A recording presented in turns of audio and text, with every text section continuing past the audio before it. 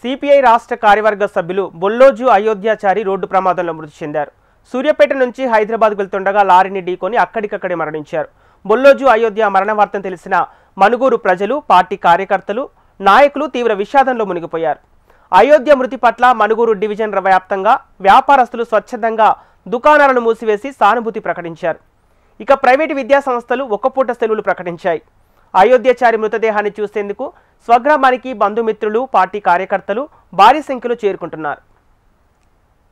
బయలుదేరి వస్తూ 11:30 టైంకి ఏమో వాళ్ళ సార్ వాళ్ళ కూతురు దగ్గర ఆగి పడుకొని తెల్లజామున పోదాంగా అనేసి అన్నారు. మా ఇంటికి సారే ఫోన్ చేశారు, లేపారు. బయటికి వచ్చాం, బ్రష్ చేసుకున్నా, ముఖం కడుక్కున్నా, బయలుదేరాం. 5:30 ఆ టైంకి బయలుదేరిన తర్వాతకి కొంచెం దూరం వెళ్ళిన తర్వాత సార్ పడుకున్నాను, వెళ్తూనే ఉన్నా. ముందు లారీ అతను ఏం చేసిండంటే స్పీడ్ బ్రేకర్లు ఉన్నాయి, స్పీడ్ బ్రేకర్ల దగ్గరికి పోగానే ఫస్ట్ బ్రేక్ వేసాడు. నేను లెఫ్ట్ కట్ చేసుకుంటాను. అక్కడ ఏం జరిగింది అనేసి అంటే ఇక డైరెక్ట్గా వచ్చేసి సడన్గా బ్రేక్ వేయటం వల్ల నేను డైరెక్ట్ వెళ్ళిపోయి సెంటర్లో గుద్దాల్సింది, రైట్ సైడ్ గుద్దేసి. అప్పటికి సారు ఇచ్చినంటే సార్ భయపడకండి సార్ అనేసి నా భుజం మీద పెట్టేసుకొని, సార్ టెన్షన్ పడకండి సార్, ఏం కాలేదు, మీరు అసలు టెన్షన్ పడకండి అంటే అప్పటికే కళ్ళు తెలియటం వల్ల మా వేసి నేనే ఇక 108 దగ్గర ఉండి ఎక్కించేసి మీరు సార్లు ఫస్ట్ తీసుకెళ్ళి నేను వెనకొస్తాను.